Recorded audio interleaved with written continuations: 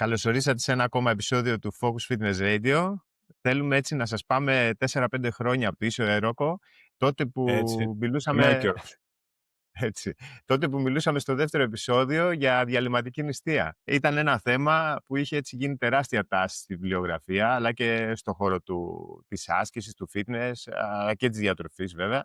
Είναι ένα θέμα το οποίο απασχολεί ακόμα και σήμερα, αλλά το σημερινό μας έτσι και στη σημερινή μας συζήτηση έχει αλλάξει λίγο και το νέο αυτό ερώτημα είναι: πρέπει η απώλεια βάρους να είναι γρήγορη ή αργή τελικά? Και έτσι και η αφορμή για το σημερινό επεισόδιο, που ήρθε από μια σκέψη του καλεσμένου μας, του Ανδρέα Ζουρδού, που μίλησε για την αόρατη κλεψίδρα. Ένα project που δεν μπορεί να κρατάει για πάντα, ένα μήνυμα που έχει μέσα ψεγάδια στη φιλοσοφία, αλλά και εξίσου σκληρή επιστήμη. Και εδώ είναι η σκληρή πραγματικότητα. Οι περισσότερες δίαιτες αποτυχάνουν μακροπρόθεσμα. Το πρόβλημα δεν είναι πάντα η επιστήμη. Το θερμιδικό έλλειμμα τελικά λειτουργεί. Αυτό που μας έρχεται έτσι και μας προδίδει είναι η ανθρώπινη φύση μας τελικά. Οι συνήθειες, η πείνα, το περιβάλλον. Έτσι, γιατί ζούμε σε μια εποχή με υπερπροσφορά τροφής, με υποκινητικότητα και γενικά οι δίαιτες πάνε όχι επειδή οι άνθρωποι είναι αδύναμοι, αλλά επειδή όλα γύρω τους δουλεύουν αντίθετα από την προσπάθεια την οποία προσπαθούν να κάνουν. Πάμε να καλωσορίσουμε τον Ανδρέα. Ανδρέα, σε καλωσορίζουμε μετά από 5 σχεδόν χρόνια ξανά στο podcast μας, το πλέον Focus Fitness Radio.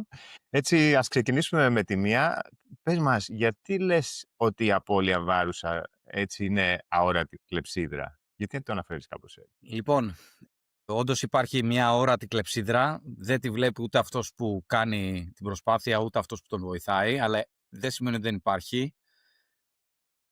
Το project της απώλειας βάρους, ειδικά αν μιλάμε για ανθρώπους που πρέπει να χάσουν για λόγους υγείας ένα μεγάλο αριθμό, λέμε τώρα, να είσαι 130 κιλά, να είσαι 120 κιλά πλάς, εντάξει.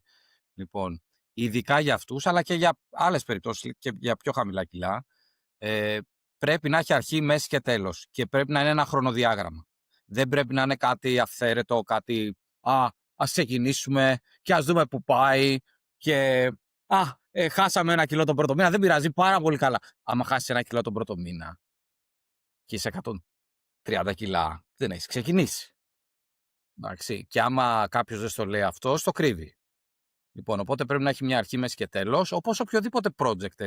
Να φτιάξεις ένα σπίτι, να γκρεμίσεις ένα σπίτι, να πας σε ένα ταξίδι, να πας μια πεζοπορία. Λοιπόν, δεν καταλαβαίνω γιατί αυτό το κομμάτι δεν έχει αρχή, μέση και τέλος και δεν πρέπει και να το λέμε στον άλλον. Εμείς, οι διατροφολόγοι, πρέπει να είμαστε και λίγο ιχνηλάτες σε αυτό το θέμα. Δηλαδή, είμαστε εμείς που έχουμε περπατήσει το δρόμο αυτή την ανηφόρα και λέμε στον άλλο ότι ξέρεις τι, το έχω ξανακάνει αυτό και άμα έρθεις μαζί μου θα σου πάρει περίπου τόσο καιρό. Εντάξει, χωρίς να βάζουμε το πιστόλι στο κρόταφο του άλλου, ότι ξέρεις τι, άμα δεν σου πάρει 5 μήνες και σου πάρει χάθηκε ο κόσμος. Αλλά πρέπει να έχει ένα εύρος σφάλματος, αλλά να του πεις ότι ξέρεις τι, πάρ' το από την αρχή σοβαρά για να τελειώσεις. Γιατί αν δεν το πάρεις από την αρχή σοβαρά, δεν θα τελειώσεις. Αυτό. Λοιπόν, οπότε, και αυτό δείχνουν και, δηλαδή, αυτό δεν είναι μια δική μου γνώμη. Αυτό δείχνουν και όλες οι έρευνες για αυτό το θέμα. Το πιο δυνατό προγνωστικό στοιχείο για πετυχημένη απώλεια βάρους είναι η δυνατή απώλεια στην αρχή. Και νομίζω όσοι είμαστε μέσα στο χώρο και έχουμε επαφή με ανθρώπους και δεν έχουμε μόνο επαφή με τη βιβλιογραφία και βλέπουμε κόσμο που τα καταφέρνει και βλέπουμε και κόσμο που δεν τα καταφέρνει. Εντάξει, λοιπόν, έχουμε λίγο έτσι, βλέπουμε συσχετήσεις, εντάξει, και δεν είναι δύσκολο. Βλέπεις ότι, αυτός άρχισε δυνατά, συνέχισε δυνατά, 3 χρόνια μετά τα έχει κρατήσει. Δεν είναι τυχαίο. Και βλέπεις και άλλους που, για οποιοδήποτε λόγο, έτσι δεν κρίνουμε κανέναν, δεν αρχίζουν δυνατά, γιατί μπορεί κάτι να τους έτυχε, εντάξει, αλλά δεν συνεχίζουν και δυνατά. Αλλά δεν πιστεύετε ότι όταν κάτι τραβάει έτσι πάρα πολύ, χάνεται η προσήλωση, χάνεται ουσιαστικά ξεχνιέται το θέμα. η ορμή. Έτσι. Μετά οι πιθανότητες να αναθερμανθεί είναι αυτό. Δηλαδή, όσο η κλεψίδρα αδειάζει, τόσο πραγματικά το να τελειώσεις το project που θέλεις να τελειώσεις, είναι πολύ μικρές πιθανότητες να γίνει. Εντάξει, και εμείς σαν επαγγελματίες πρέπει να το δείχνουμε στον άλλον. Δηλαδή πρέπει να το λέμε ότι ξέρεις τι, εντάξει, δεν άρχισες δυνατά τον πρώτο μήνα γιατί ξέρω εγώ αρρώστησε το παιδί σου, γιατί είχες κάποιες αντικειμενικές δυσκολίες, αρρώστησες εσύ, ξέρω εγώ, η δουλειά σου είχε κάποια ταξίδια. Το ακούω, εντάξει. Αλλά, ναι, οκ, μη συνεχίσεις έτσι, γιατί έτσι δεν πάει. Καταλαβαίνεις αυτό. Οπότε πρέπει δηλαδή να ασκούμε μια καλώς εννοούμενη πίεση στον άλλον για να τελειώνει. Εντάξει, δηλαδή, εγώ αυτό που λέω στους πελάτες μου, τους λέω ότι ξέρεις τι, εγώ θέλω να κάνουμε τα λιγότερα ραντεβού δυνατά. Γιατί καμιά φορά μου λένε αργά και σταθερά. Δεν με νοιάζει να χάσω 40 κιλά. Μου λένε αργά και σταθερά. Τους λέω, κοίτα, δεν ξέρω που το έχεις ακούσει αυτό, αλλά αργά και σταθερά δεν πρόκειται να πας πουθενά. Και εμένα με συμφέρει οικονομικά. Στο εξηγώ, λέω αυτό που μου λες εμένα, να μου έρχεσαι 3 χρόνια, τέλεια. Γέμισε τσέπη. Γέμισε τσέπη, δεν χρειάζομαι πολλούς πελάτες, εσένα θέλω μόνο. Εντάξει, για μένα αυτό είναι, πώς να σου πω, αλλά εγώ δεν θέλω να δουλεύω έτσι. Είναι και το ηθικό κομμάτι, αλλά μιλάς για ένα project με αρχή, μέση και τέλος. Και ουσιαστικά τι λες ότι αν χαθεί αυτή. Μέχρι τα Χριστούγεννα, έτσι. Εντάξει, δεν χρειάζεται να έχει φτάσει, ξέρω, να είσαι μείον 10, μπορεί να είσαι μείον 8, αλλά να είσαι εκεί. Σε αυτό και ουσιαστικά, αν χαθεί αυτή η ορμή, οι πιθανότητες εξέλιξης ή να έρθουμε κοντά στο επιθυμητό τέλος, έτσι, πέφτουν δραματικά. Ναι, και όποιο γνωρίσεις, ακόμα και εγώ δεν μιλάω για πελάτες μου, γνωρίζω κόσμο, εντάξει, και ξέρω εγώ μου λένε, έχασα 120, από τα 120 πήγα 80, ξέρω εγώ. Ή μου έλεγε τώρα μια κοπέλα που δεν τα είχε χάσει μαζί μου, είχε έρθει για να χάσει 4 κιλά, είχε πάει από τα 62 στα 66, αλλά πριν πάει στα 62 ήταν 90. Λοιπόν, τα έχασε με κάποιον άλλο συνάδελφο, δεν ξέρω το όνομα του ειλικρινά. Μου λέει, μου είχε γίνει αιμονή, μου λέει, το να τα χάσω. Της λέω, μόνο έτσι θα τα έχεις χάσει. Το ξέρω, της λέω. Δεν γίνεται αλλιώς. Πρέπει να είναι προτεραιότητα. Απλά και αυτό, δηλαδή το βαφτίζουμε κάτι αρνητικό, που δεν καταλαβαίνω γιατί. Πρέπει να σου γίνει προτεραιότητα. Φυσικά και πρέπει να σου γίνει προτεραιότητα. Και τουλάχιστον τον πρώτο καιρό. Μετά, ναι, χαλαρώνεις, έχεις φτάσει κοντά στο στόχο σου ή έχεις φτάσει στο στόχο σου, χαλάρωσε. Εντάξει, αλλά στην αρχή πρέπει ο άλλος να μην το μισοκάνει. Να μην πει, τώρα επειδή αυτό και λίγο ζορίζομαι και αυτό. Αν μπορείς όμως να ζοριστείς πραγματικά και να πεις ότι θα το κάνω παρά τις αντικσότητες που έχω στην ζωή μου, είναι το καλύτερο. Και μπορεί να θυμίζει αυτό που μισώ, που λένε το no excuses, που λένε ξέρεις, στην Αμερική. Έχει μια δόση αλήθεια σε αυτό. Εντάξει, δεν είναι το απόλυτο, γιατί δεν μπορούμε να εξισώνουμε κάποιον, ας πούμε, που έχει, ξέρω, μια μαμά που έχει 4 παιδιά και πότε αρρωσταίνει το ένα, πότε αρρωσταίνει το άλλο, με έναν άντρα που είναι στα 25 του, δεν έχει υποχρεώσεις. Εντάξει, λοιπόν, δεν μπορούμε να τα εξισώνουμε αυτά, γιατί σίγουρα μια μαμά που έχει 4 παιδιά και τρέχει από πίσω τους έχει και άλλες προτεραιότητες και έτσι πρέπει να είναι. Αλλά από την άλλη, και σε αυτή την περίπτωση, πρέπει να πούμε ότι ξέρεις τι, το καταλαβαίνω, εννοείται ότι έχεις και άλλα σημαντικά κομμάτια στη ζωή σου, αλλά για να τελειώνεις πρέπει και αυτό κάπως να βρεις έναν τρόπο να το χωρέσεις. Πριν μπούμε έτσι πιο επιστημονικά, να το πω, και να δούμε τι λέει η επιστήμη σε αυτό το κομμάτι, αναφέρθηκε σε μία κλεψίδρα, ολοκληρώνουμε βάζοντας ένα στόχο και ένα χρονικό πλαίσιο το οποίο πρέπει να ολοκληρωθεί αυτός ο στόχος.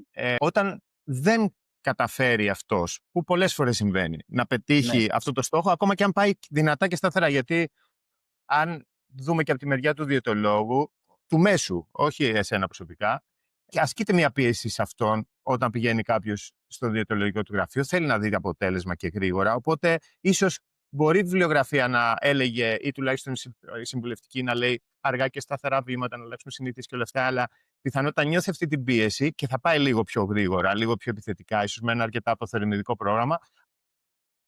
Αν συμβεί αυτό, μπαίνει σε ένα καινούριο κύκλο. Σταματάει, πατάει μια παύση σε αυτό το κομμάτι. Εσύ τι έχεις δει από την εμπειρία σου, πώς είναι το καλύτερο για να διαχειριστεί αυτή την αποτυχία κάποιος, αν υπάρχει? Μιλάς όταν, ας πούμε, δεν τα πάει καλά. Όταν δεν τα πάει καλά, ναι. Κοίταξε, όταν δεν τα πάει καλά, πρέπει να δούμε ποιο είναι το πραγματικό αίτιο που δεν τα πάει καλά. Μπορεί να είναι ότι δεν κοιμάται καλά.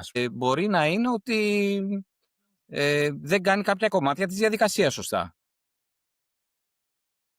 Σου ζητρώ Μπορεί να είναι και Σεπτέμβρης. πιο απλό, μπορεί να είναι απλά γιατί δεν είναι τόσο προτεραιότητα για αυτόν πραγματικά. Δεν είναι κάτι που πραγματικά θέλει να το επιδιώξει. Και αυτό είναι μια χαρά, εντάξει, οκ. Απλά εμείς πρέπει να το θέσουμε ότι ξέρεις τι, άμα δεν γίνει προτεραιότητα,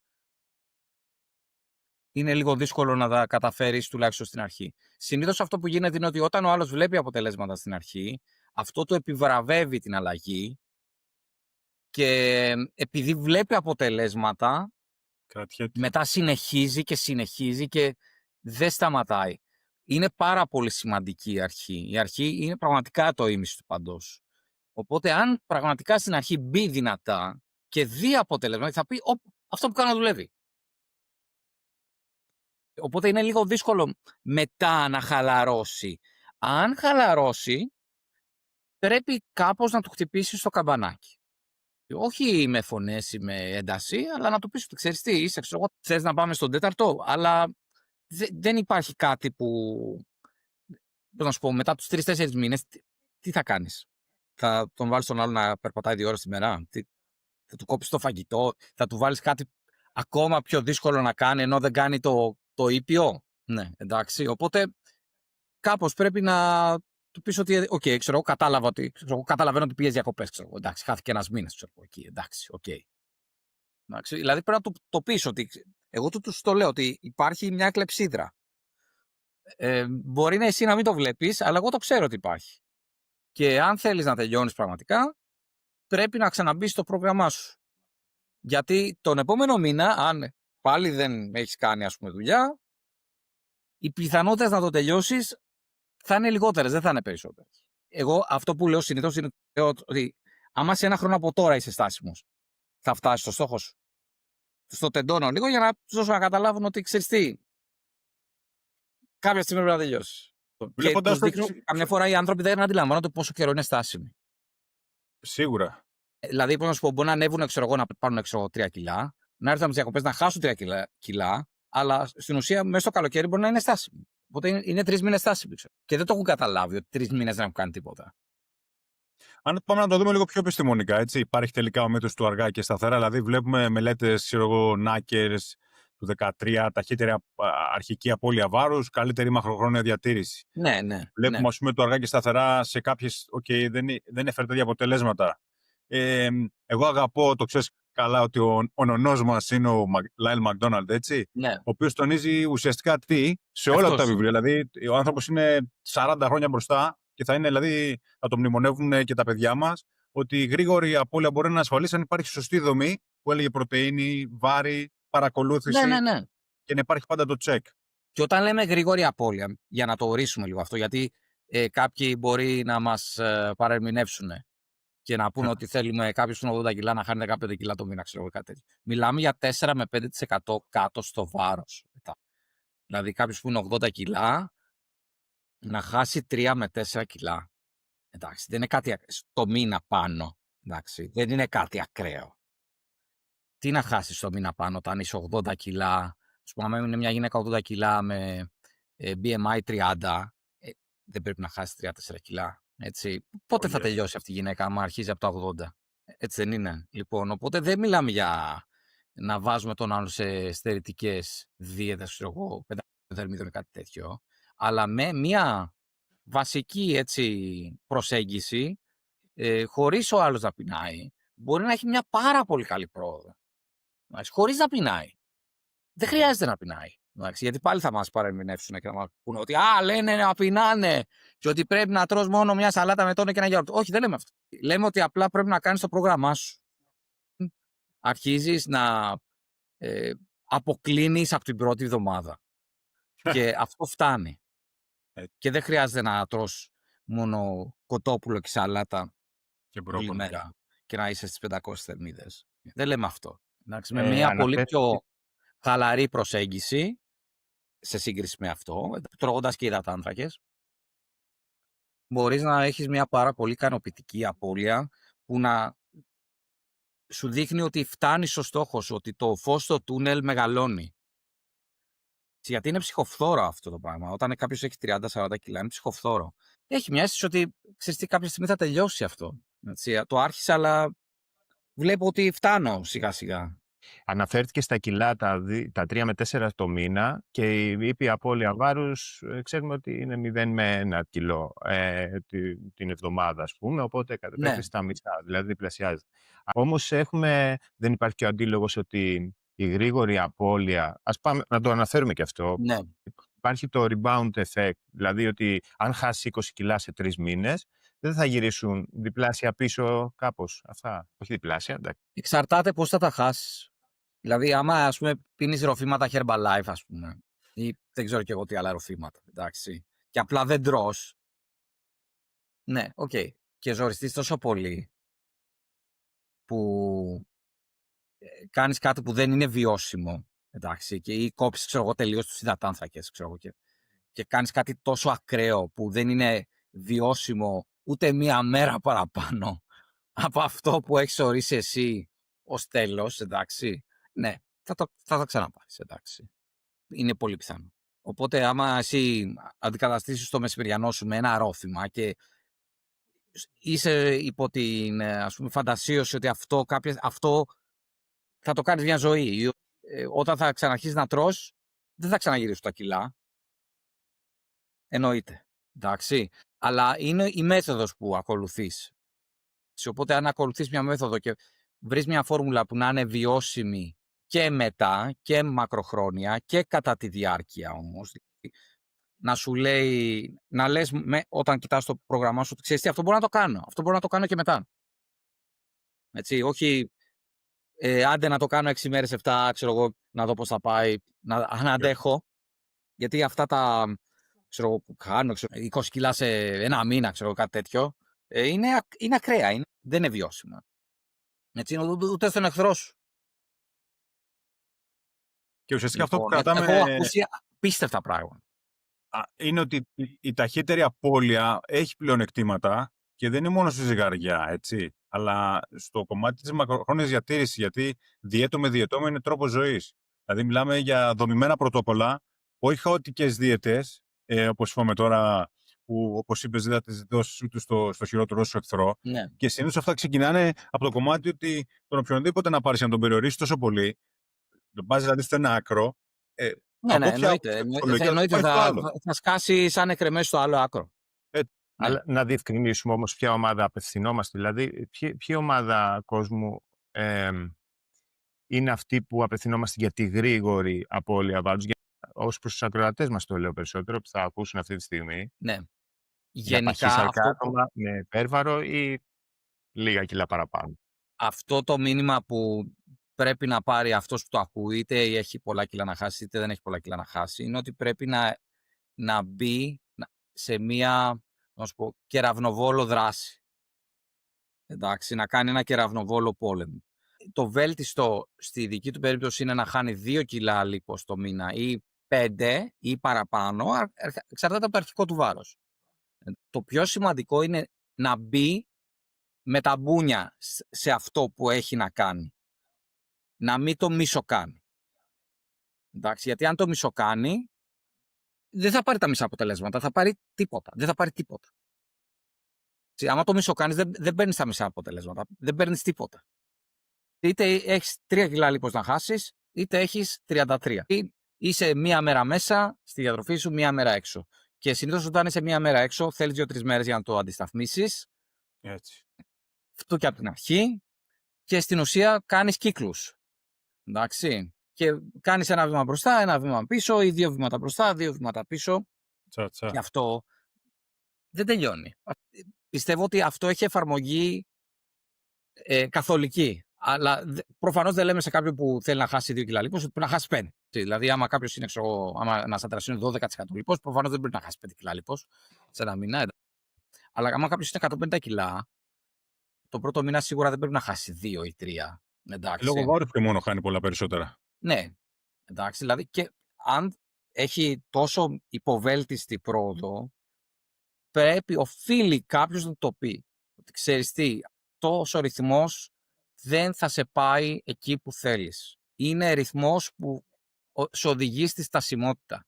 Μπορεί να μείνει στάσιμος για λίγο καιρό στα 146 από τα 150 ή στα 144 και μετά είναι τρομερά πιθανό και εύκολο να πας πάλι στα 140, από τα 144 να πας στα 150 και πιο πάνω. Αυτός που μας ακούει όμως και έχει βάλει στο μυαλό του κάποια στιγμή να χάσει τα κιλά και αυτή τη στιγμή του λες ότι υπάρχει γρήγορη απώλεια βάρους, τα μάτια του σπινθυρίζουν και σκέφτεται αυτό που ακούει στα καφενεία του TikTok και όποιες άλλες πλατφόρμας. Ξέρω μία ουσία, ας μην πούμε ονόματα φαρμάκων, Ναι. το GLP-1, ξέρω εγώ, το οποίο μάλλον έχεις μιλήσει, έχεις αναφερθεί σε αυτό. Ναι, τα Πώς μπορούν GLP-1 να είναι πάνω... φάρμακα που χρησιμοποιούνται πια και για αυτόν τον λόγο. Και ας τα πούμε γιατί.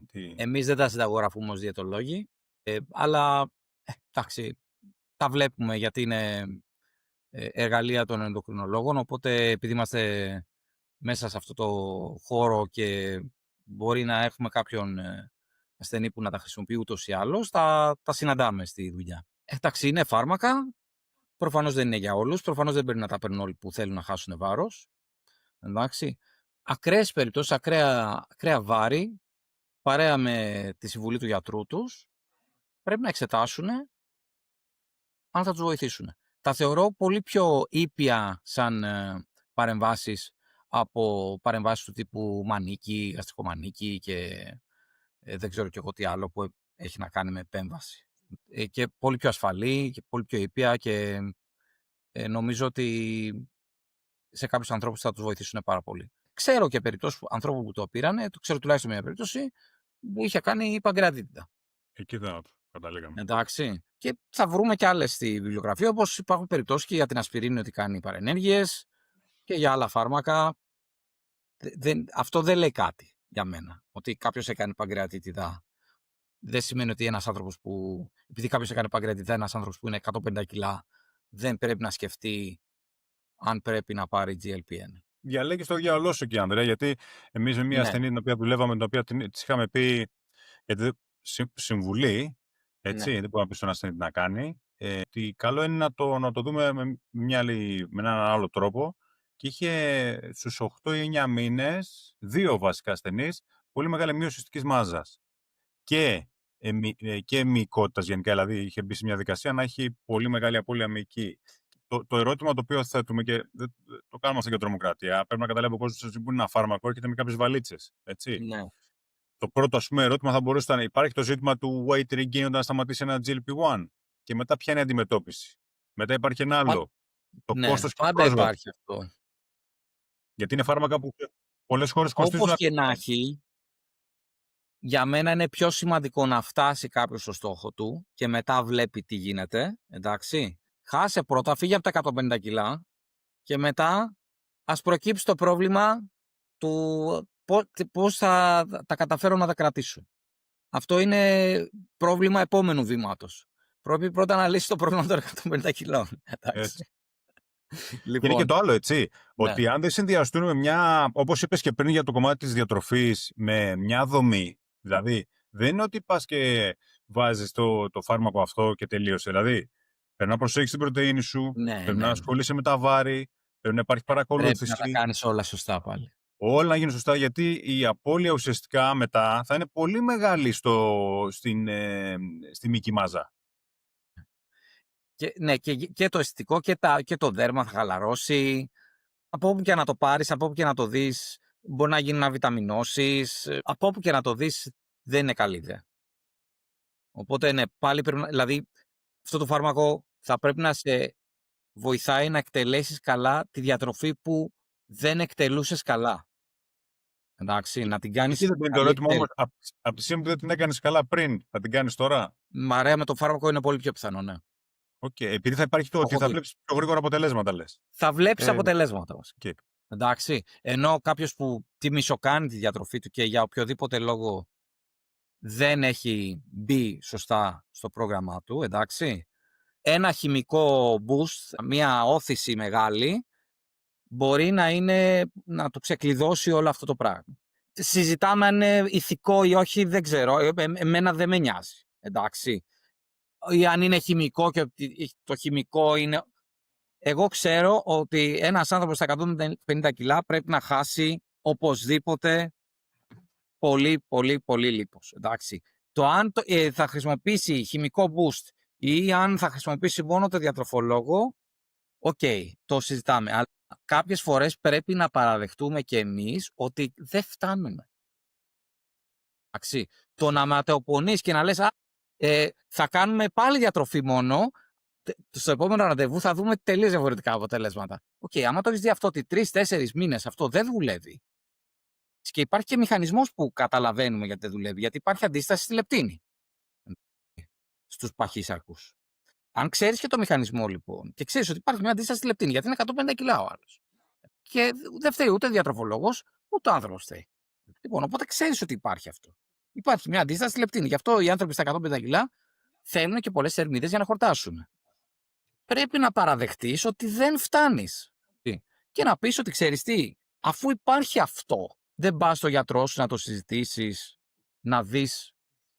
Να σου πει και ο γιατρός σου. Μπορεί ο γιατρός σου να διαφωνεί, εντάξει. Γιατί υπάρχουν και άλλα ουσιαστικά προβλήματα. Αλλά το θέμα της συμπεριφορικής λύσης, δηλαδή, έχουμε δει ότι, και το ξέρεις πολύ καλά, έχεις 2.000 ασθενείς, το ζήτημα είναι καθαρά συμπεριφορικό. Είναι καθαρά.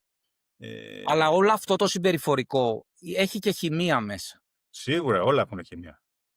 Αλλά ακόμα και να μην έχουμε λύσει το συμπεριφορικό και βρούμε ένα παίκτη χημικό, εντάξει, και βρούμε ένα παράγοντα που είναι καθαρά χημικός, είναι GLP-1. Εντάξει. Αν αυτό μας οδηγεί στο αποτέλεσμα, κατάλαβες τι εννοώ. Εντάξει. Ναι. Και μετά μπορεί στην πορεία να το βρει και το συμπεριφορικό ο ασθενής. Άρα έτσι της επανατροφοδότησης να κάνει λούπα από τα αποτελέσματα που βλέπει. Που το έχουμε δει πάρα πολλές φορές και εσείς το βλέπετε σίγουρα και εγώ σίγουρα το βλέπω. Έτσι, με το που κάνει ο άλλος αποτελέσματα, ενώ μπορεί να έχει μπει πάρα πολύ, δηλαδή να μην είναι ούτε να καίγεται για να χάσει, να έχει μπει πάρα πολύ χαλαρός, ξέρω εγώ, στη διαδικασία. Φορικά λέμε, έτσι. Και μετά πορώνεται γιατί βλέπει ότι χάνει, ότι αυτό που κάνει δουλεύει, ότι αλλάζει το σώμα του. Και λες, κοιτάξτε να δεις. Αντιχείρηση. Έτσι όπως τουλάχιστον έτσι όπως το ζούμε, το περιβάλλον έχει προσφορά σε φαγητό και καθιστική ζωή, που το λέμε και συνέχεια εδώ έτσι από το επεισόδιο. Οι δίαιτες καταστρέφονται, διαλύονται, σπάνε, επειδή οι άνθρωποι είναι, όχι επειδή είναι αδύναμοι, αλλά επειδή είναι τόσο πολλές οι επιρροές και όλα αυτά δουλεύουν αντίστροφα, δηλαδή μέσα στην αλυσίδα. Το θέμα ποιο είναι, ότι η πείνα είναι κάτι που πρέπει να διαχειριστεί πολύ καλά ο ασθενής, τέλος πάντων αυτό μεταφράζει σαν πείνα. Αυτό το φάρμακο το διορθώνει. Όμως όταν τελειώσει, ή το βοηθάει τέλος πάντων, όταν τελειώσει αυτό το φάρμακο, ο μηχανισμός αυτός της πείνας τελικά έχει δημιουργήσει μια καλή σχέση στο να διαχειρίζεται την πείνα του. Πιστεύεις? Ή μήπως είναι μάταιο όλο αυτό μακροπρόθεσμα? Κοίτα, όταν φτάνεις στη συντήρηση, ούτως ή άλλως, για να είσαι στη συντήρησή σου, μπορείς να τρως περισσότερες θερμίδες, έτσι.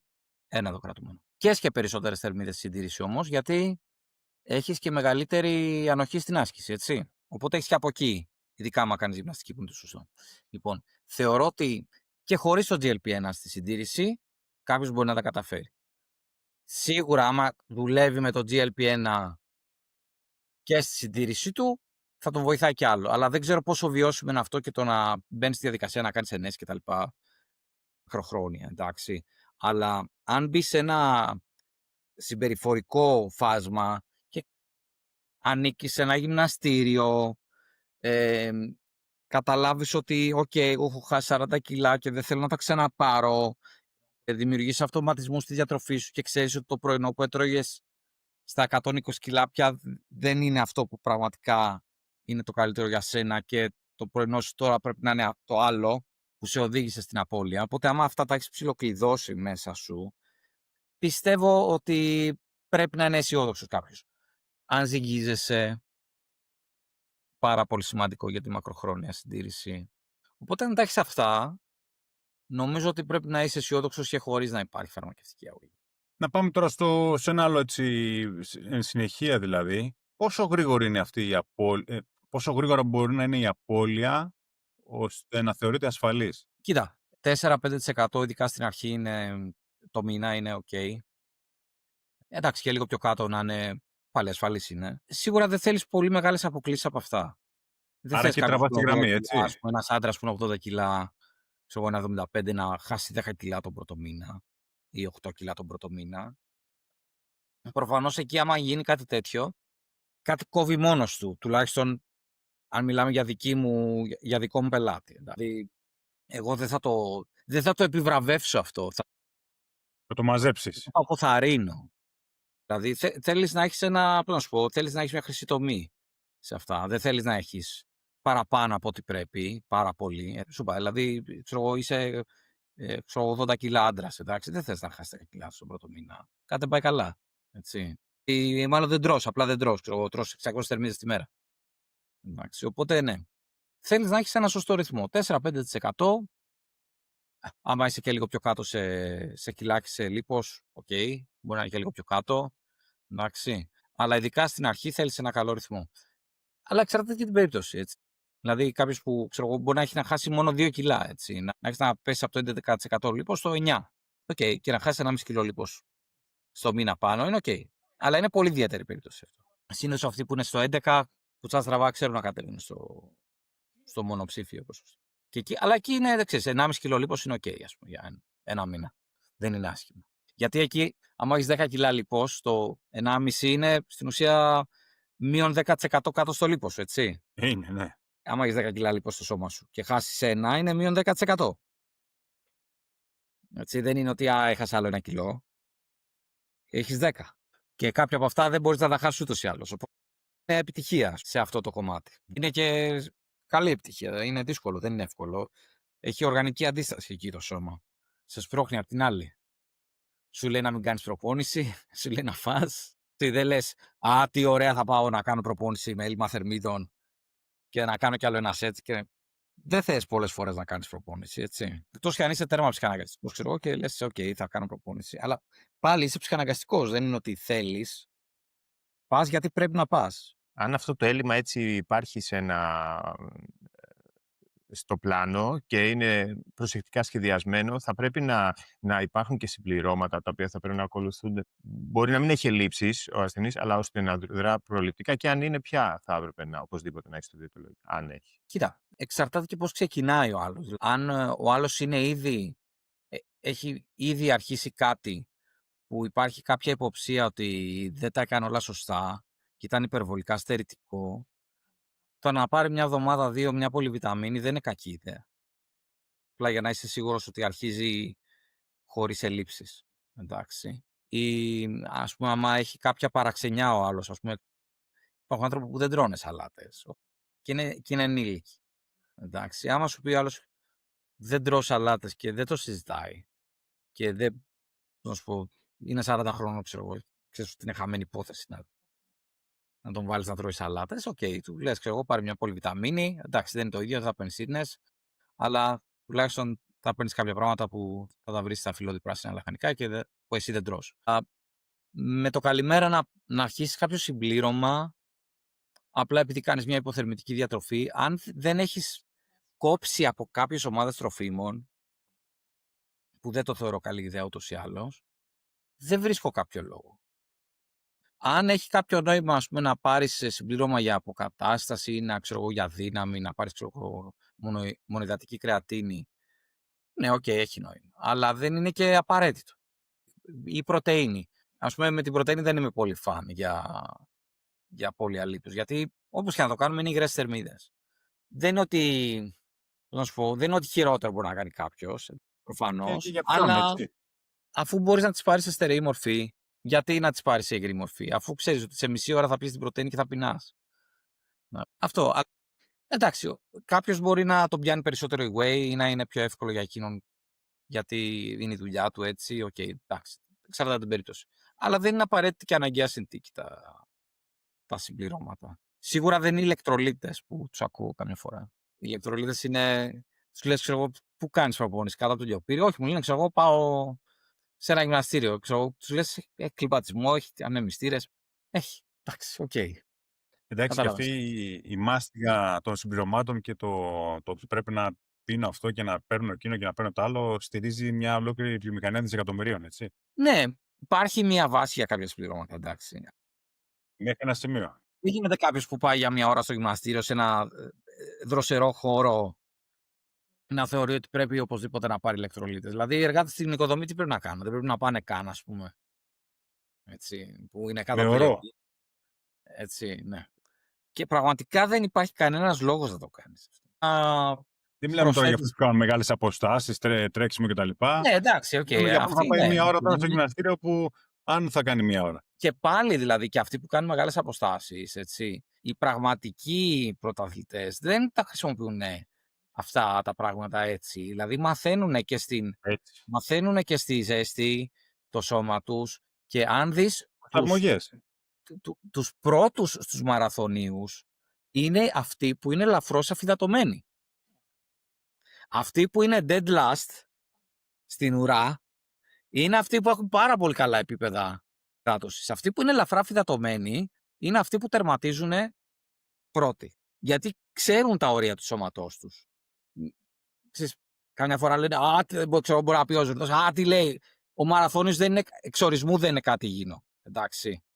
Αρχίζουμε από αυτή τη βάση, εντάξει. Λοιπόν, και όλοι αυτοί που πάνε δεν το κάνουν για την υγεία τους. Όχι, κάνεις Αν το πλάκα. κάνουν για την υγεία τους θα κάνουν ένα δεκαράκι. Εντάξει. Κάνεις ένα δεκαράκι, πας σπίτι σου, σούπερ. Εντάξει. Το κάνουν γιατί γουστάρουν να το κάνουν και καλά κάνουν. Εντάξει. Λοιπόν, αλλά οι πρώτοι στο μαραθώνιο είναι άνθρωποι που είναι ελαφρώς αφυδατωμένοι και αυτό το δείχνει επιστημονική βιβλιογραφία. Δεν είναι δική μου. Δεν τους βλέπω. Λοιπόν, και τους βλέπεις και κάποιοι παραπέουν γιατί έχουν κάνει υπονατριεμία. Υπάρχουν και πάρα πολλά βίντεο, δεν ξέρω αν έχετε δει με τα Δίδυμ είναι. Τον πιάνει τον αδερφό του, πολύ συγκινητικό βίντεο. Τον πιάνει και τον πάει στον τερματισμό. Αυτοί που είναι πάρα πολύ καλά ενυδατωμένοι είναι αυτοί που είναι στο τέλος, που δεν έχουν μάθει να διαχειρίζονται τη ζέστη και την ελαφρά αφυδάτωση και τους έχουν μάλλον φοβήσει ότι πρέπει να πίνεις, ενώ δεν το κάνουν αυτό οι elite. Ούτε οι elite ποδοσφαιριστές. Υδατάνθρακα, Ανδρέα. Δηλαδή, εγώ θεωρώ ότι μπορείς να μάθεις τον εαυτό σου και με τον υδατάνθρακα, ναι. πώς να μπαίνει στη διαδικασία και τι να χρησιμοποιεί. Δηλαδή, πολλοί λένε πας για τρέξιμο, δεν έχεις κάνει, δεν έχεις φάει, δεν έχεις κάνει, δεν έχεις ράνει. Δεν έχεις φάει μια μπανανούλα πριν. Ναι, δηλαδή, πώς το έχεις κάνει αυτό το πράγμα, ενώ αν έχεις μπει στη διαδικασία και το κάνεις συχνά και έχεις βάλει τον οργανισμό σου να προσαρμοστεί σε αυτές τις συνθήκες, είσαι πολύ καλύτερη αποδοτικότητα. Εδώ στη Γλυφάδα είναι ένα γυμναστήριο που άμα δεις απ' έξω στο πάρκινγκ του, είναι παντού, έχει παντού μπανανόφλουδες. Λες και υπάρχουν κάπου μπανανιές. Είναι παντού. Δεν ξέρω, πρέπει να έχουν βουλώσει όλα τα φρεάτια. Πρέπει να βγαίνουν 500 μπανάνες τη μέρα από εκεί. Λοιπόν, όλοι με την μπανάνα. Εντάξει. Θεωρούν ότι πρέπει να φάω την μπανανούλα. Άμα δεν φάω την μπανανούλα, δεν. Βέβαια. Εντάξει. Αυτό που ήθελα να σας πω πριν με τους ηλεκτρολίτες, άμα δείτε και στο ποδόσφαιρο, αν παρατηρήσετε ακόμα και στις παρατάσεις, δεν πίνουνε ή πίνουν και το φτύνουν. Ή κάνουν έτσι. Κάνουν στο κεφάλι. Γιατί το κεφάλι είναι η κύρια οδός αποβολής θερμότητας. Μάλλον αυτοί δεν ξέρουν όμως. Οι elite δεν ξέρουν, εντάξει. Ξέρει ο γυμναστηριακός, ας πούμε, που παίρνει το Powerade επειδή κάνει δικέφαλα, τρικέφαλα και θεωρεί ότι χρειάζεται Powerade. 2 φορές την εβδομάδα. Ναι, εντάξει. Αυτό. Αν κάποιος τώρα μας ακούει και σκέφτεται το GLP-1 και τη γρήγορη απώλεια, έτσι... Θα το βρει με τον γιατρό του. Ναι.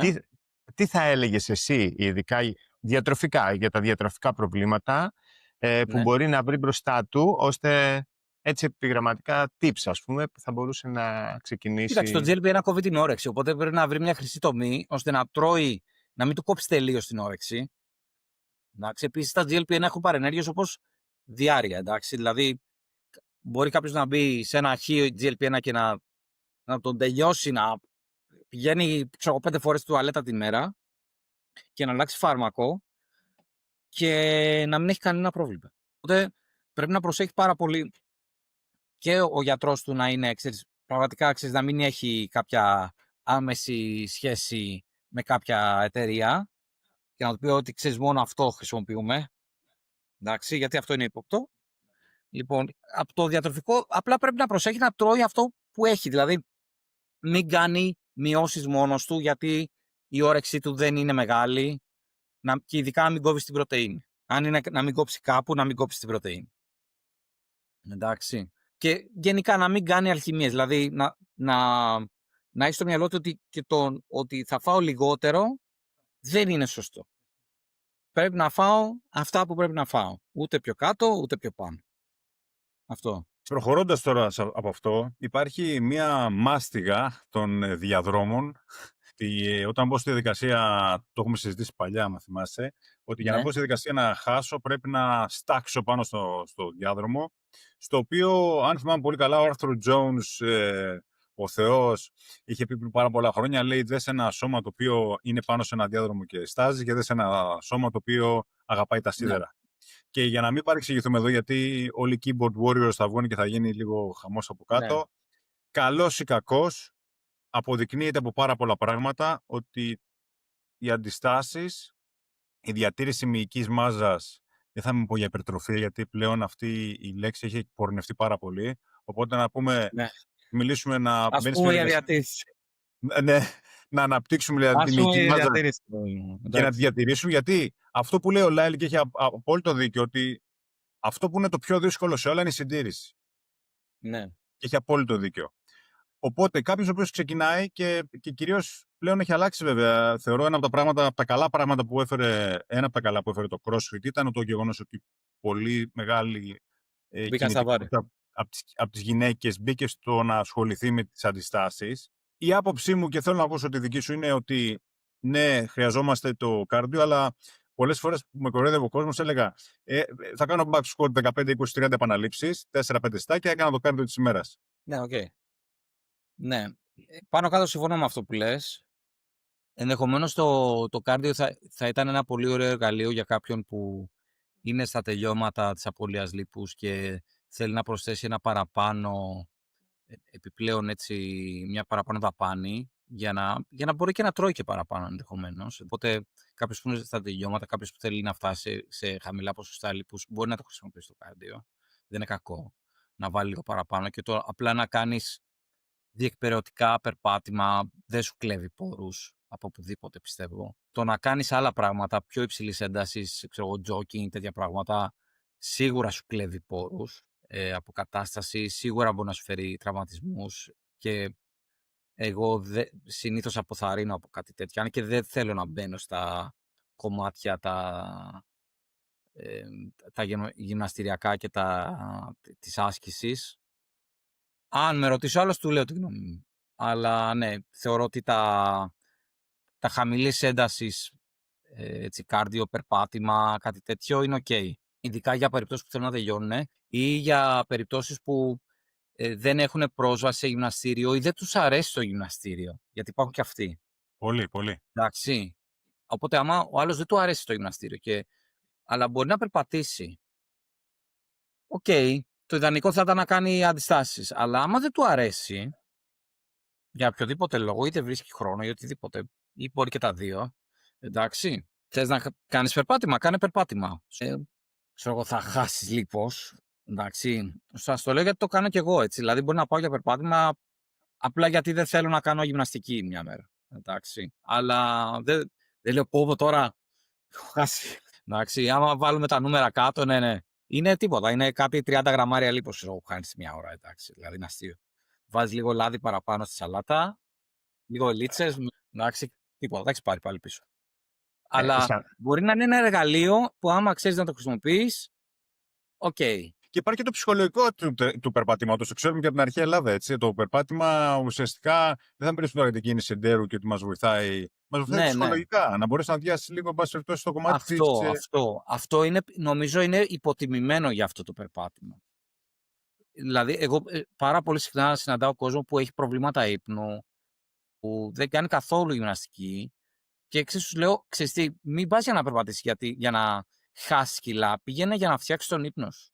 Γιατί άμα δεν φτιάξεις τον ύπνο σου, δεν θα φτιάξεις τη διατροφή σου. Πολύ σημαντικό αυτό που λες.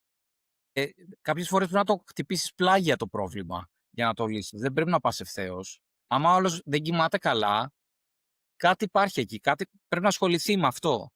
Οπότε ή θα πάρει φάρμακα, που πρέπει να είναι η τελευταία λύση σε αυτό το θέμα, ή πρέπει να δει γιατί. Και άμα δεν γυμνάζεται, είναι ξεκάθαρα παράγοντας. Φέρνεις και κάτι άλλο στο τραπέζι για το πώς ουσιαστικά αυτά τα φάρμακα, τα οποία είναι SSRI ή οτιδήποτε, επηρεάζουν όμως και τον μεταβολισμό, έτσι. Ναι, σίγουρα βλέπεις προσθήκη βάρους στα SSRI. Πώς, οπότε δεν είναι ότι ξέρω εγώ παίρνω SSRI και είμαι lost case, ας πούμε, χαμένη Όχι. υπόθεση. Και για δηλαδή και για το Zolot, Prozac και τα λοιπά, τα οποία βλέπαμε στο παρελθόν, γιατί είχε κάποιες έρευνες εκεί μετά το 80, όπου τότε ήταν και η κρίση εκεί, η Prozac γινόταν χαμός, δηλαδή σαν M&M's ήταν ειδικά το 90, όπου υπήρχε αυτό το κομμάτι. Ο Ναντόλης είχε βγάλει ένα βιβλίο τότε, είχε πάρει τη βιβλιογραφία και είχε ανεβάσει πολλά γι' αυτό. Και μετά ξεκίνησε μια πανδημία γύρω από αυτό που βγήκαν εννοείται φαρμακευτικές και λένε όχι, δεν επηρεάζει. Μπορεί να επηρεάσει λίγο γιατί ο κόσμος μπορεί να μείνει περισσότερο σπίτι, να μην θέλει να βγει και να φάει περισσότερο. Εκεί όμως υπήρχε μια δράση γκερλίνης, λεπτίνης, η οποία κάποια στιγμή έμεινε λίγο στα χαμηλά. Και μετά άρχισε και η μεταξέλιξή τους μετά το Ζάναξ και αυτά τα οποία πάλι υπήρχε ένα Ναι, και ερωτηματικό. στην πανδημία ήταν. Άλλοι χάσανε πολλά κιλά, άλλοι πήρανε πολλά κιλά. Γιατί δεν δουλεύανε, οπότε βγαίναν έξω. Άλλοι πήρανε πάρα πολλά κιλά γιατί μέναν μέσα. Έτσι. Καθένας το διαχειρίστηκε τελείως διαφορετικά. Οπότε, δηλαδή και από εκεί δεν μπορείς να εξάγεις συμπέρασμα τι έγινε. Όχι, Και όχι, κάποιοι κανένα. αρχίσαν τα καταθλιπτικά, κάποιοι μπορεί να τα σταματήσαν τα καταθλιπτικά. Δεν βρίσκεις άκρη. Εύκολα. Ναι. Όχι. Συμπληρώνοντας Άλλο? αυτό που λέγαμε για την προπόνηση και επειδή η διαχείριση της πείνας είναι το κλειδί στη διαδικασία, το να πας, επειδή ανέφερες και την αποκατάσταση και τον ύπνο, το να πας σε αντιδιαστολή σε πολύ υψηλή ένταση προπόνηση, μεγάλου όγκου προπόνηση, σε HIIT ας πούμε ή οτιδήποτε άλλο, προφανώς θα είναι εμπόδιο έτσι και διατροφικά. Φαντάζομαι σε αυτό. Εξαρτάται αν το υποστηρίζει η διατροφή σου. Εντάξει, αν το υποστηρίζει η διατροφή σου και υποστηρίζει αυτές τις δαπάνες, είναι OK. Αλλά το πιο μεγάλο λάθος γενικά θεωρώ ότι είναι ότι ο κόσμος βλέπει τη διατροφή σαν κάτι απομονωμένο, ρε παιδί μου. Ότι είναι κάτι που, ξέρεις, έχει στεγανά, δεν έχει καμία διαρροή με κανένα άλλο κομμάτι της ζωής σου. Ότι απλά θα πάω στο διατροφολόγο και θα φτιάξω τη διατροφή μου, αλλά δεν χρειάζεται να φτιάξω τον ύπνο μου. Δουλεύω μέχρι τις 12 η ώρα το βράδυ, ούτε αυτό χρειάζεται να το πειράξω. Και θεωρούν ότι θα αφήσουν όλα τα υπόλοιπα έτσι. Δεν γίνεται. Θα σας πω κάτι. Πολύ σωστό. Μου είχε έρθει μια κοπέλα πριν από κάνα 2 χρόνια που δεν είχε κάποιο. Ναι. Μάλιστα. Ναι, Μάλιστα. εντάξει, Σήμερα okay, αλλά ακόμα και αυτό να θες να κάνεις και να είσαι παραγωγική στη δουλειά σου, δεν γίνεται να είσαι παραγωγική όντας εργασιομανής. Εργασιομανής δεν είναι παραγωγή. Έτσι. Λοιπόν, νομίζουν ότι είναι παραγωγή. Λοιπόν, τι στο έθεσαι, υπάρχει μια δυσλειτουργία στη ζωή σου, υπάρχει μια ανισορροπία. Αν εσύ δουλεύεις ως τις 12 η ώρα το βράδυ πλάς και αυτό είναι το σταθερό σου, δεν θα φτιάξεις ποτέ το βάρος σου. Θα έχεις μια σοβαρή διαρροή ξεκούρασης, δεν θα ξεκουράζεσαι ποτέ. Το νευρικό σύστημα θα είναι συνέχεια σε ένταση και δεν θα μπορείς να έχεις μια διάρκεια πνεύματος. Για να πάρεις την απόφαση ότι ξέρεις τι, τώρα δεν θα πάω στη σαβούρα, δεν θα πάρω e-food, θα πάρω αυτό που έχω να φάω. Οπότε άμα δεν το δει κάποιος ότι ξέρεις τι, αυτό που κάνω, η διατροφή, ενδεχομένως μπορεί να επηρεάζεται από κάτι άλλο. Μπορεί να επηρεάζεται από τον ύπνο, έτσι. Μπορεί να επηρεάζεται από αυτά που αγοράζω. Απλό πράγμα. Λοιπόν, από το αλκοόλ, από τι ώρα κοιμάμαι. Μπορεί να μην είμαι εργασιομανής, αλλά να κοιμάμαι 3 ώρες το βράδυ γιατί μου αρέσει το Netflix. Και να ξυπνάω 7 και να είμαι κομμάτια. Και να θεωρώ ότι με 4 ώρες ύπνο θα κάνω τη διατροφή μου. Δεν θα την κάνεις. Δεν θα την κάνεις. Οπότε, άμα είσαι σε αυτή την ψευδαίσθηση ότι η διατροφή είναι κάτι το ξεχωριστό κομμάτι στη ζωή και ότι δεν χρειάζεται να πειράξω τίποτα άλλο, μόνο τη διατροφή. Okay. Μπορεί και να είναι έτσι, αλλά δεν είναι σε όλους έτσι. Αυτό. Μάλιστα. Σήμερα έτσι μάθαμε ότι η γρήγορη απώλεια βάρους δεν είναι ο εχθρός, αλλά όλα τα υπόλοιπα που αναφέραμε, αρκεί να υπάρχει έτσι μια σωστή δομή. Επίσης αναφέραμε ότι τα GLP-1 δεν είναι μαγικές ας πούμε, πρακτικές, αλλά ένα εργαλείο που μπορεί έτσι να κάνει πιο εύκολο αυτό το ταξίδι. Ρόκο. Έτσι και όπως και τότε, πριν 5 χρόνια με τη διαλυματική νηστεία, έτσι και τώρα βλέπουμε ότι η επιστήμη και η πράξη πάνε χέρι-χέρι. Το θέμα δεν είναι να ακολουθείς τη μόδα, αλλά πώς εφαρμόζεις τα πράγματα που ισχύουν με ασφάλεια. Όλα είναι εντάξει, και να κάνεις κάτι που να είναι συμβατικό, εντάξει, ή να με τρως μόνο κρέας. Πήγε εκεί. Τώρα που κλείσαμε. Ανδρέα, σε ευχαριστούμε έτσι θερμά για τη συζήτηση. Το μήνυμα που μένει είναι ότι το project πρέπει έτσι να έχει αρχή και τέλος και Ναι. όχι να είναι ατελείωτο. Να έχει μια δομή, όπως οποιοδήποτε άλλο project. Και να υπάρχει ένα όραμα για το project. Να μην Έτσι. είναι άντε ξεκινάμε και όπου πάει και ό,τι κάτσει και έχει ο Θεός. Εντάξει, αυτό είναι είσαι ο ιχνηλάτης εκεί. Εντάξει, ο ιχνηλάτης ξέρει τις κακοτοπιές, ξέρει πότε ξεκινάς, ξέρει πότε σταματάς, πότε κάνεις διάλειμμα. Εντάξει. Εγώ, ας πούμε, μπορώ να βάλω τον άλλο να κάνει διάλειμμα τα Χριστούγεννα. Άμα έχει χάσει 25 κιλά και του έχουν μείνει άλλα 15, δεν θα τον βάλω τα Χριστούγεννα 10 μέρες να τον κυνηγάω. Γιατί δεν έχει χάσει. Μετά το μελομακάρονο. Εντάξει, οκ. Και θα πάρει και 2 κιλά τα Χριστούγεννα, θα τα χάσει σε 5 μέρες. Έτσι δεν είναι. Αντρέα, ευχαριστούμε πάρα πολύ. Εγώ, παιδιά. Να είμαστε καλά, να το ξανακάνουμε σε 5 χρόνια. Ναι. Φιλιά πολλά, ευχαριστούμε. Γεια σου, παιδιά.